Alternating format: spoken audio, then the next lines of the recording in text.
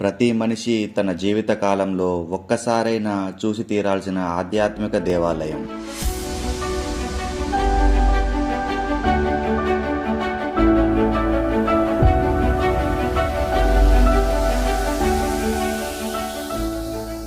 పంచభూత లింగాలలోనే most powerful లింగమైన ఈ అరుణాచల అగ్నిలింగం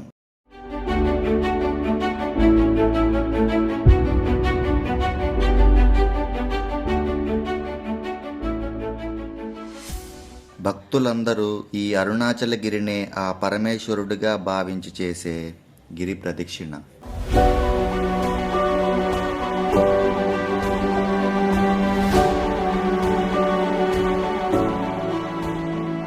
ఎన్నో ఆటుపోట్లతో ఆ శివయ్య అనుగ్రహం ఉంటేనే తప్ప జరగని గిరి ప్రదక్షిణ.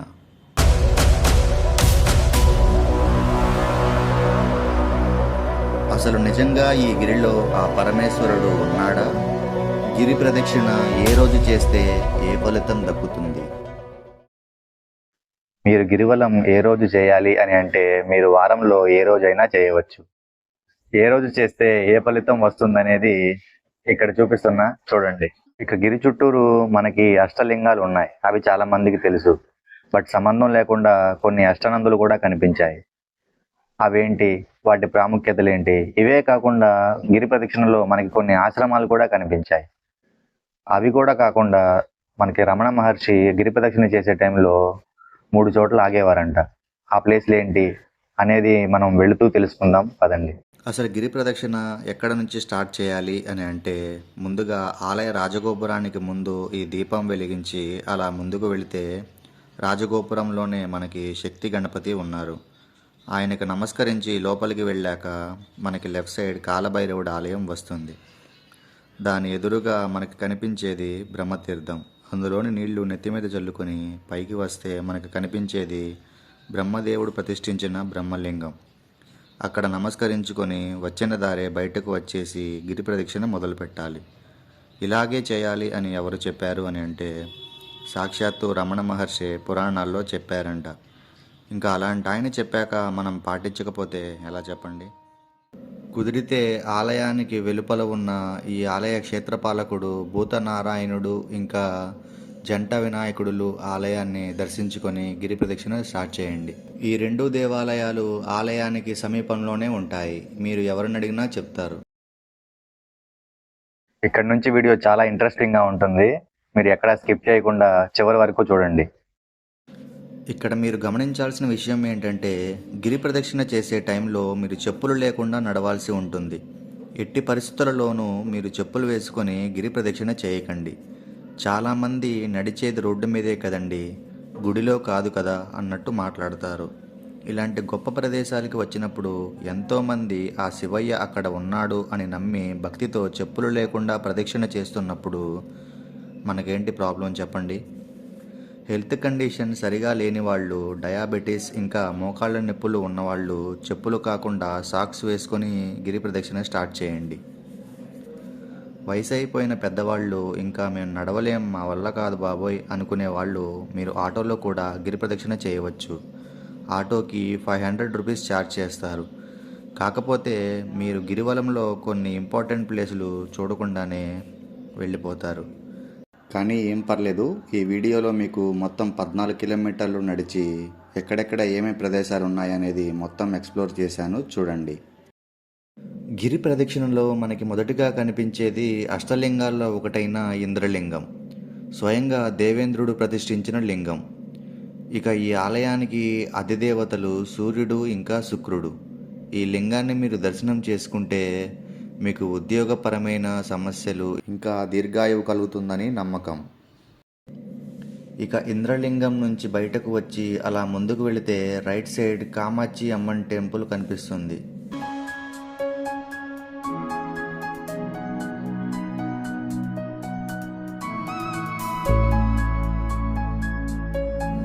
లోపలికి వెళ్ళి చూద్దాం పదండి.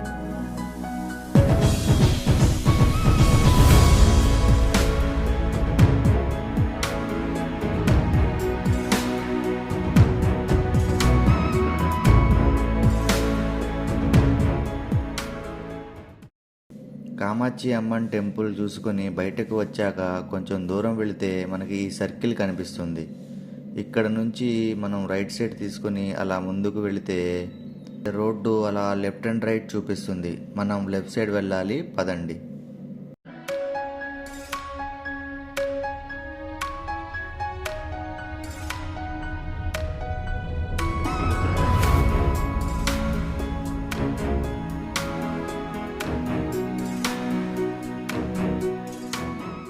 అలా కొంచెం దూరం వెళ్ళాక రైట్ సైడ్ అగ్నితీర్థం కనిపించింది.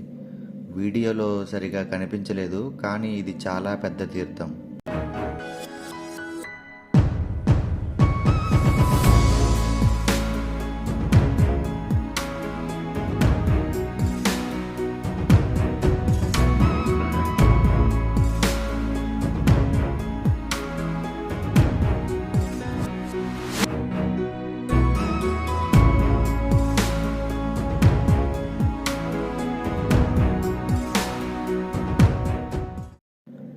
అగ్నితీర్థం నుంచి కొంచెం ముందుకు వస్తే రోడ్డుకు రైట్ సైడ్ మనకి అగ్నిలింగం వస్తుంది.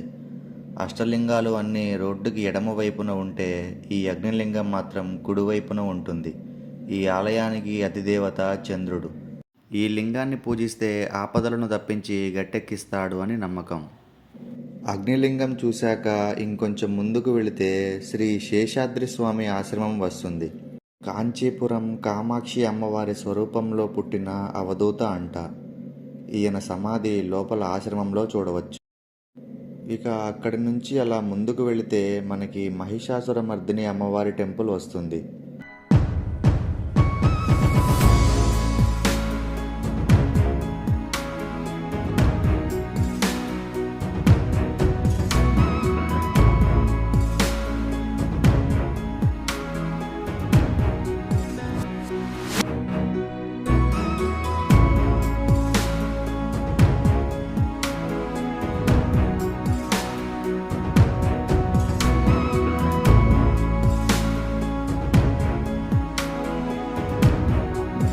లోపల విగ్రహాలు చూడవచ్చు.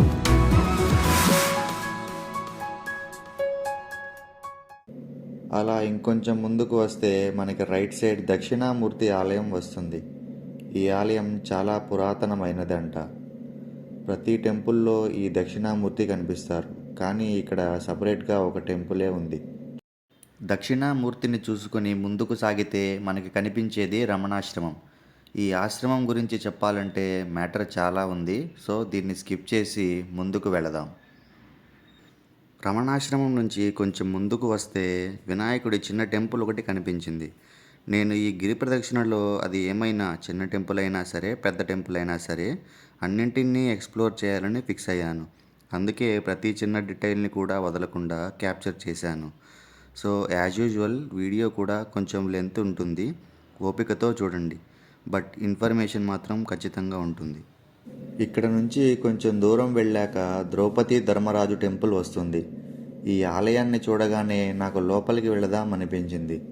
బట్ ఆలయంలోకి ఎవరూ వెళ్లకుండా మూసేసి ఉంది. పంచపాండవులు, ద్రౌపదీదేవి ఈ టెంపుల్లో శివలింగం ప్రతిష్ఠ చేసి పూజించేవాళ్ళంట. ఇక్కడ నుంచి ఈ అరుణాచలగిరి చాలా బాగా కనిపిస్తుంది, చూడండి.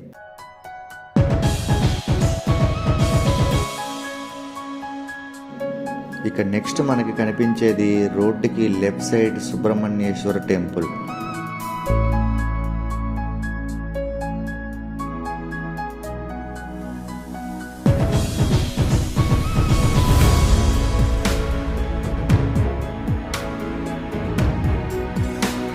టెంపుల్ ఎదురుగానే మనకి సింహతీర్థం కనిపిస్తుంది, చూద్దాం పదండి.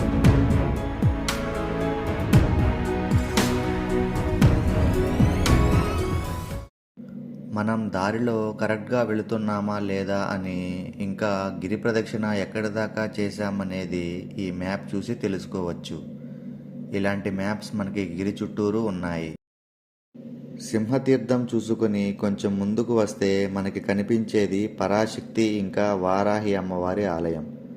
నాకు పర్సనల్గా ఈ వారాహి అమ్మని చూసిన, ఆవిడ గురించి ఎవరైనా చెప్పినా గూస్ బంప్స్ వచ్చేస్తాయి. ఇంకా అలాంటి ఆవిడ టెంపుల్ కనిపిస్తే లోపలికి వెళ్లకుండా ఉంటానా?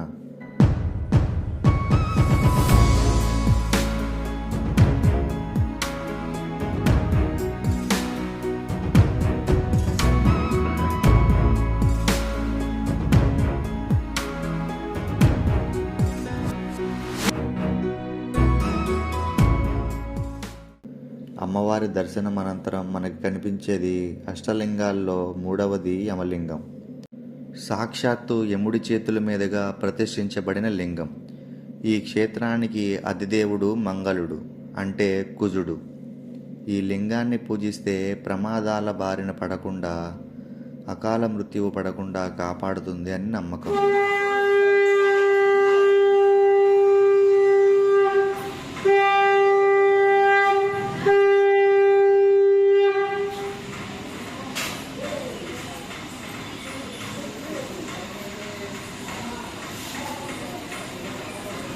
యమలింగాన్ని చూసుకొని ముందుకు వెళితే నాకు ఒక విచిత్రమైన నంది కనిపించింది. మనం ఏ నంది విగ్రహం చూసుకున్నా ఎదురుగా శివలింగం కానీ శివుడి టెంపుల్ కానీ ఉంటుంది. కానీ దీని ఎదురుగా ఏమీ లేదేంటి అని దీని గురించి రీసెర్చ్ చేశాక తెలిసిన విషయం ఏంటంటే అసలు ఈ అరుణాచలం కొండే ఓ పెద్ద శివలింగం అని.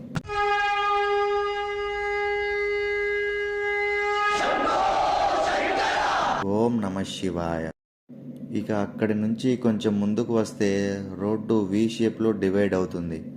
మనం రైట్ సైడ్ వెళ్ళాలి. అలా ముందుకు వెళితే లెఫ్ట్ సైడ్ వాలమూరి వినాయక టెంపుల్ వస్తుంది. కోరిన కోరికలను ఇక్కడ వినాయకుడు వెంటనే తీరుస్తాడు అని భక్తుల నమ్మకం. ఇక అలా ఇంకొంచెం ముందుకు వస్తే మనకి ఐశ్వేశ్వర దేవాలయం కనిపించింది. మనకి ధనం కావాలంటే రెగ్యులర్గా లక్ష్మీదేవిని లేదంటే కుబేరుడిని పూజిస్తాం. కానీ ఈ టెంపుల్లో నాకు ఫస్ట్ టైం లక్ష్మీదేవి ఇంకా కుబేరస్వామి ఈ ఐశ్వేశ్వరుడిని పూజించడం చూసి షాక్ అయ్యాను. నాకు అప్పుడే అర్థమైంది లక్ష్మీదేవి కన్నా కుబేరుడి కన్నా ఇంకా డబ్బున్న రిచ్ పార్టీలు మన దేవుళ్లలో ఉన్నారని. ఐశ్వేశ్వర ఆలయం వెనకాలే మనకి దూర్వాస మహర్షి ఆశ్రమం కనిపించింది. గిరి చుట్టూరు మనకి 3 మహర్షుల ఆశ్రమాలు కనిపిస్తాయి. వాటిలో ఇది మొదటిది. ఈ ఆశ్రమంలో కొత్తగా ఇల్లు కట్టుకోవాలనుకున్నా లేదా కొనుక్కోవాలి అనుకున్నా ఇక్కడ రాళ్లు పేర్చితే వెంటనే ఆ పనులు జరుగుతాయని నమ్మకం. అమ్మవారిని చూశాక మనకి పృథ్వీ నంది తర్వాత అష్టనందులలో 2వ నంది అప్పు నంది కనిపిస్తుంది. ఈ నంది ప్రత్యేకత మనం పోగొట్టుకున్న ఆస్తులు ఇంకా డబ్బులు లేదా మనుషులు అన్నీ తిరిగి మన దగ్గరికి చేరుస్తుందని భక్తుల నమ్మకం. ఇక అప్పు నందిని చూసుకొని ముందుకు వెళితే మనకి కనిపించేది ఈ శోణ తీర్థం ఇంకా జ్యోతి వినాయకుడి ఆలయం. రమణ మహర్షి ప్రతిరోజు గిరి ప్రదక్షిణలో 3 చోట్ల కూర్చునేవారంట. ఈ 3 ప్లేసెస్లో ఈ వినాయకుడి టెంపుల్ మొదటిది అంట. ఇక ఈ జ్యోతి వినాయకుడిని చూసుకొని టెంపుల్ వెనకాలే మనకి మారియమ్మన్ టెంపుల్ కనిపిస్తుంది. చూద్దాం పదండి.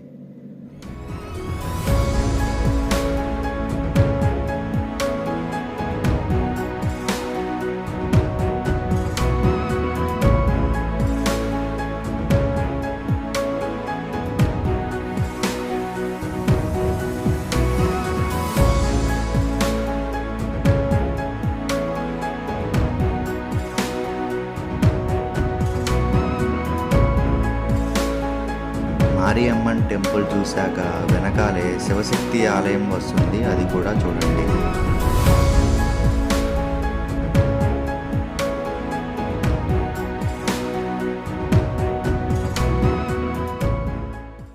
ఇక శివశక్తి ఆలయం చూసి కొంచెం ముందుకు వెళితే 3వ నంది అయిన తేయు నంది కనిపిస్తుంది. చదువు సరిగా రానివారు, తెలివితేటలు సరిగా లేనివారు ఈ నంది కొమ్ముల మీదుగా గిరిని చూస్తే వారికి జ్ఞానం కలుగుతుందని నమ్మకం. పక్కన స్వామివారి పాదాలు ఉంటాయి. చూసుకొని ముందుకు వెళదాం.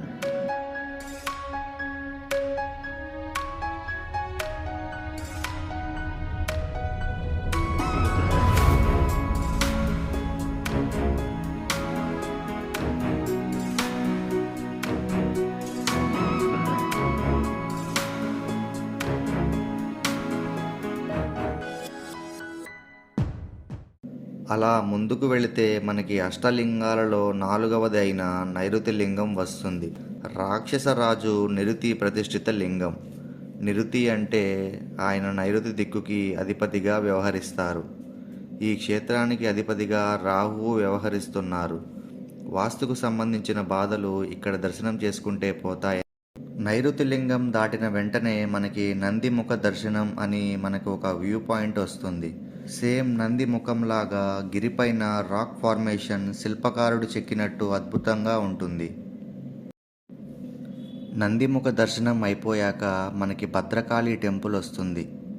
భద్రకాళి అమ్మన్ టెంపుల్ వెనకమాల అడవిలో మాకు జింకలు కనిపించాయి. వాటిని అక్కడ పెంచుతున్నారో లేకపోతే అడవిలో నుంచి వచ్చాయో మాకు తెలీదు. తెలిసిన వాళ్ళు కామెంట్స్లో చెప్పండి. అది చూసుకొని ముందుకు వెళితే మనకి తిరునేర్ అన్నామలై టెంపుల్ వస్తుంది. ఈ ఆలయం ఎగ్జాక్ట్గా మనం గిరివలం ఎక్కడి నుంచి స్టార్ట్ చేశామో అంటే అరుణాచల రాజగోపురం ఎగ్జాక్ట్ వెనక భాగంలో ఉంటుంది.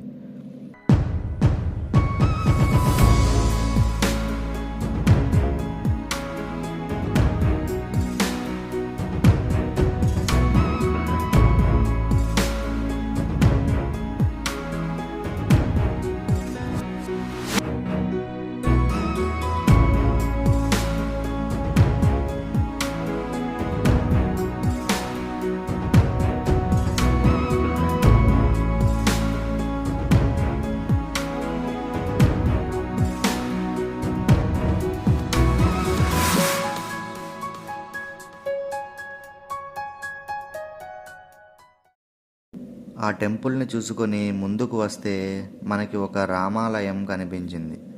అది చూసుకొని ముందుకు వెళితే మనకి అష్టనందులలో 4వది ఆకాశనంది కనిపించింది. చూడ్డానికి చాలా బాగుంది. నమస్కరించి ముందుకు వెళదాం. దారిలో శిల్పకారులు చెక్కిన ఈ శిల్పాలు చాలా బాగున్నాయి.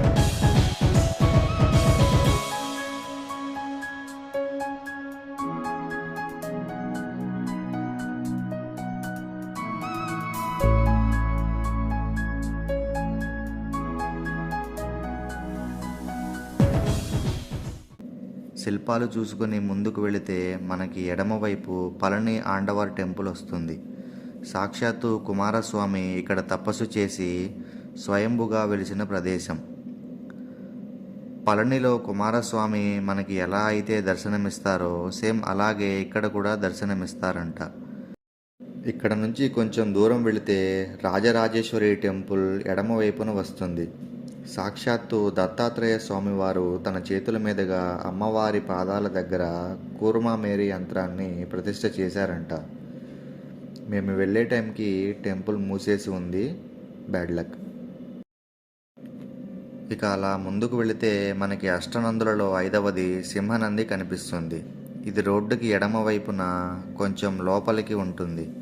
కనిపెట్టడం కొంచెం కష్టమే. మీరు ఎగ్జాక్ట్గా లొకేషన్ రాజరాజేశ్వరి అమ్మవారి టెంపుల్ తర్వాత గూగుల్ మ్యాప్స్లో నంది సన్నిధి అని టైప్ చేయండి, చూపిస్తుంది. సింహనంది గురించి ఆలోచించుకుంటూ ముందుకు వెళితే మనకి మంగళశివ సాయిబాబా గుడి వస్తుంది. ఈ గుడిలోని సాయిబాబా విగ్రహాలు ప్యూర్ పాలరాతితో చూడడానికి చాలా స్టైలిష్గా చెక్కారు. ముఖ్యంగా సెల్ఫీ సాయిబాబా సూపర్ ఉన్నాడు ఇక్కడ. సాయిబాబా టెంపుల్ పక్కనే మనకి గౌతమ మహర్షి ఆశ్రమం కనిపిస్తుంది.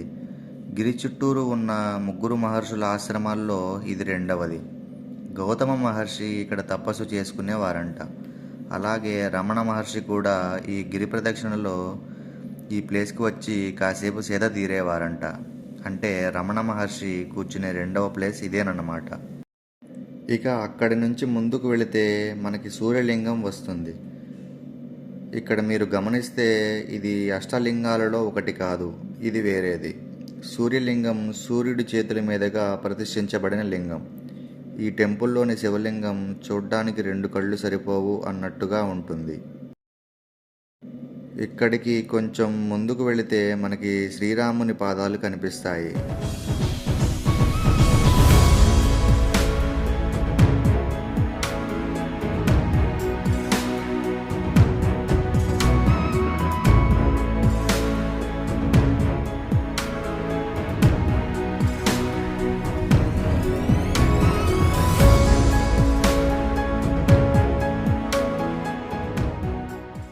అలా ముందుకు వెళితే మనకి అరుణగిరి వ్యూ పాయింట్ కనిపిస్తుంది. ఇక్కడ నుంచి మీరు గిరివైపు చూస్తే సేమ్ వినాయకుడి తలలాగా కనిపిస్తుంది. తొండం అలా ముందుకు వచ్చినట్టు అద్భుతంగా కనిపిస్తుంది. వ్యూ పాయింట్ చూసి ముందుకు వెళితే మనకి అష్టలింగాలలోని వరుణలింగం వస్తుంది. ఈ వరుణలింగ క్షేత్రానికి అధిదేవుడు శనీశ్వరుడు. వరుణుడి చేతుల మీదుగా ప్రతిష్ఠించబడిన లింగం. ఈ లింగాన్ని పూజిస్తే శనీశ్వరుడి కరుణ కటాక్షాలు మన మీద పడతాయని నమ్మకం. ఇక దారి మధ్యలో మాకు బాగా ఆకలేసి లంచ్ చేద్దామని ఈ హోటల్లోకి వెళ్ళాం. Hotel name hotel Urundai Soru. Same మన ఆంధ్ర భోజనం తిన్నట్టు అనిపించింది. టేస్ట్ మాత్రం అదిరిపోయింది. ప్లేట్ మీల్స్ 50 రూపాయలు మాత్రమే. మీరు కూడా ఖచ్చితంగా ఇక్కడికి వెళ్ళండి. ఇక ఫుడ్ తిని ముందుకు రాగానే మాకు ఆది అన్నామలై టెంపుల్ బోర్డ్ కనిపించింది. అక్కడికి వెళ్ళి చూస్తే టెంపుల్ మూసేసి ఉంది. బట్ ఈ టెంపుల్ పక్కనే వినాయక ఆలయం చాలా బాగుంది.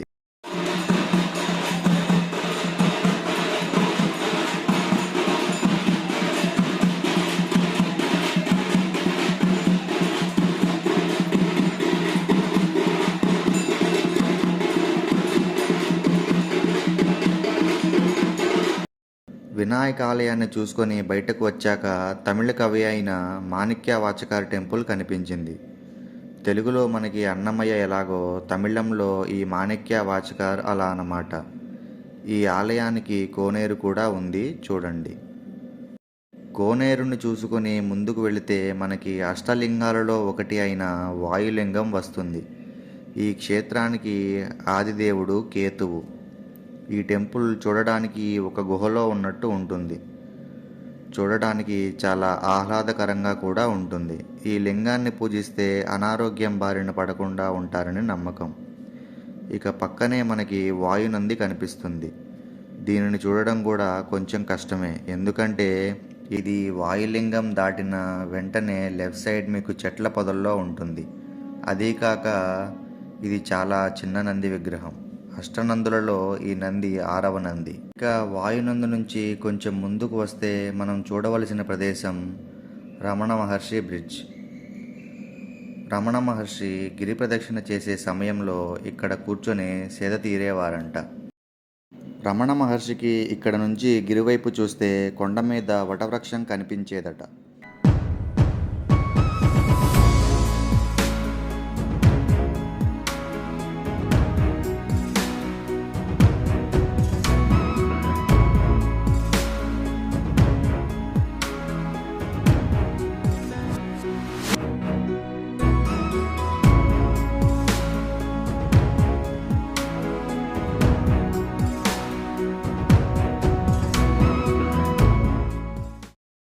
ఇక అలా ముందుకు వెళితే మనకి కనిపించేది చంద్రలింగం.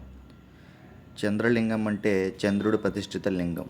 ఈ లింగాన్ని దర్శనం చేసుకుంటే కష్టాలు బాధలు అన్నీ తీరుతాయని ప్రతీతి. ఇక్కడ మీరు గమనించాల్సిన విషయం ఏంటంటే ఇది అష్టలింగాలలో ఒక లింగం కాదు, ఇది వేరేది.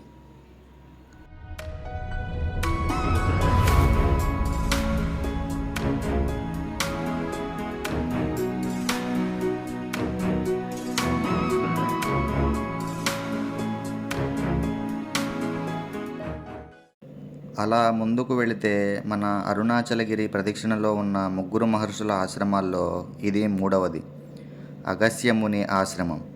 ఇక్కడ అగస్త్య మహర్షిని దర్శనం చేసుకొని మీరు గిరివైపు చూస్తూ అమ్మవారిని స్మరిస్తే సంతానం లేని వారికి ఇంకా వివాహం కాని వారికి జరుగుతుందని నమ్మకం. అగస్త్య ఆశ్రమం నుంచి అలా ముందుకు వస్తే మనకి రోడ్డుకి లెఫ్ట్ సైడ్ కనిపించేదే అధికార నంది. అరుణాచలంలో మనం గిరి ప్రదక్షిణ చేశామని ఈ నంది చెవిలో మన పేరు గోత్రం చెప్తే ఆయన అటెండెన్స్ తీసుకుంటాడు అని ఇక్కడ భక్తుల నమ్మకం.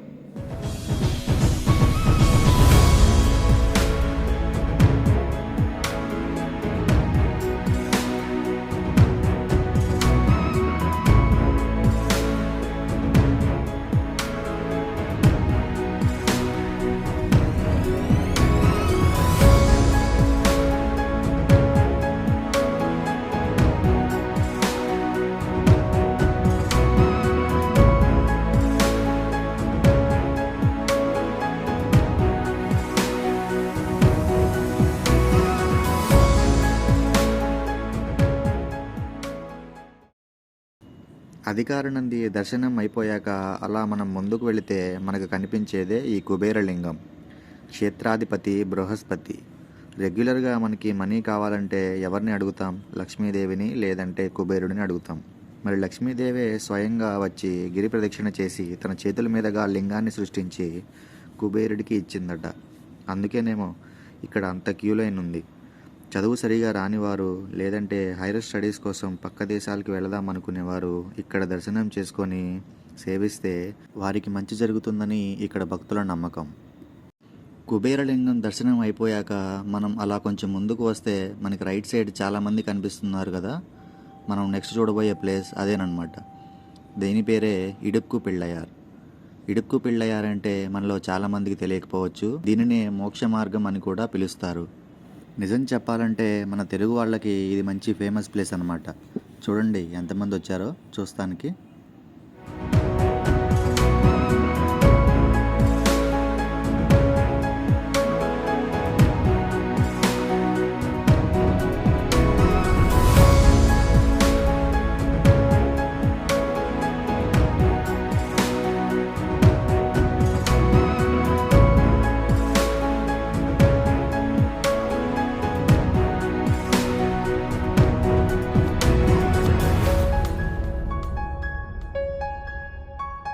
మోక్ష మార్గం దగ్గర చాలా క్రౌడ్ ఉండేసరికి మాకు అక్కడ చాలా లేట్ అయిపోయింది.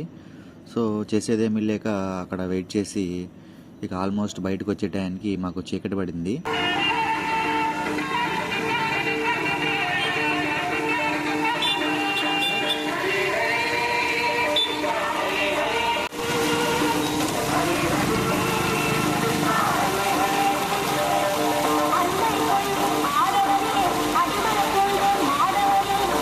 నంది సర్కిల్ నుంచి మనం ముందుకు వస్తే ఇక్కడ ఈ మ్యాప్లో మనకి ఈశాన్య లింగానికి వెళ్ళడానికి దారి చూపిస్తుంది. అంటే మనం ఇప్పుడు లెఫ్ట్ సైడ్ వెళ్ళాలి.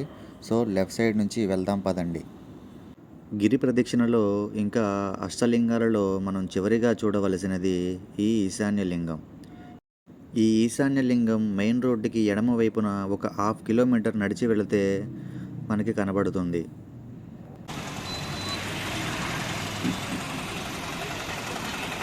ఇక ఈ ఈశాన్య లింగానికి క్షేత్రపాలకుడు బుధుడు. ఉద్యోగ సమస్యలు, సంసారంలో సమస్యలు, వ్యాపార సమస్యలు ఉంటే ఇక్కడ స్వామిని పూజిస్తే సమస్యలు పోతాయని భక్తులు నమ్ముతారు.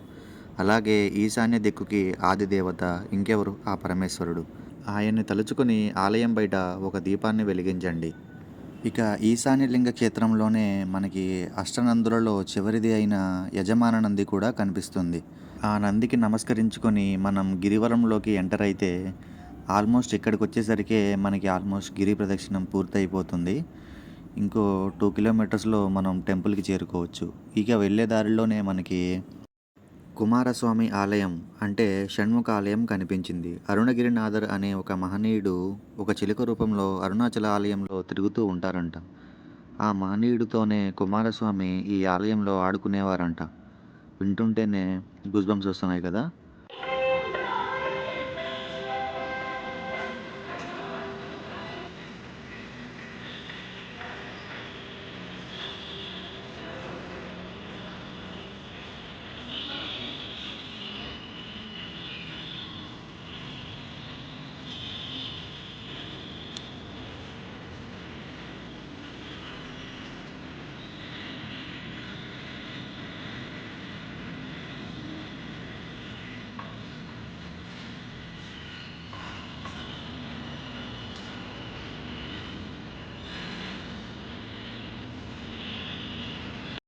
షణ్ముఖ ఆలయం నుంచి అలా మనం కొంచెం ముందుకు వస్తే మనకి దుర్గాదేవి ఆలయం వస్తుంది. అమ్మవారు మహిషాసురుడిని సంహరించిన ప్లేస్ ఇదేనంట. అమ్మవారు మహిషాసురుడిని సంహరించాక అమ్మవారి చేతికి ఆ రాక్షసుడి మెడలో ఉన్న శివలింగం మతుక్కుపోతే అమ్మవారు తన ఖడ్గంతో నేలపై కొడితే నేల చీలుకొని ఒక తీర్థం ఏర్పడిందంట. ఆ తీర్థమే ఆలయంలో ఖడ్గ తీర్థంగా పిలువబడుతుంది. అమ్మవారు ఈ తీర్థంలో చేతులు కడుక్కుంటే ఆ శివలింగం ఊడి కిందకు వచ్చిందంట. ఆ లింగానికే పాప వినాశేశ్వరుడు అనే పేరు వచ్చింది. అమ్మవారే తన స్వహస్తాలతో ఆ లింగాన్ని ఈ గుడిలో ప్రతిష్ఠించారంట. పక్కనే దీపదాన సన్నిధి ఉంటుంది. అందులో అమ్మవారి విగ్రహం చూస్తుంటే అలా చూస్తూ ఉండిపోవాలనిపించింది. టైం ఆల్మోస్ట్ 7 అవుతుంది. ఇక్కడితో నా అరుణాచల గిరి ప్రదక్షిణ పూర్తయింది. వెంటనే నేను అరుణాచల శివయ్య దర్శనానికి వెళ్ళాను. వీడియో నచ్చితే లైక్ చేయండి, లేదంటే కామెంట్ చేయండి. బట్ సబ్స్క్రైబ్ చేయడం మాత్రం మర్చిపోమాకండి. This is me Vinod Kumar and signing of.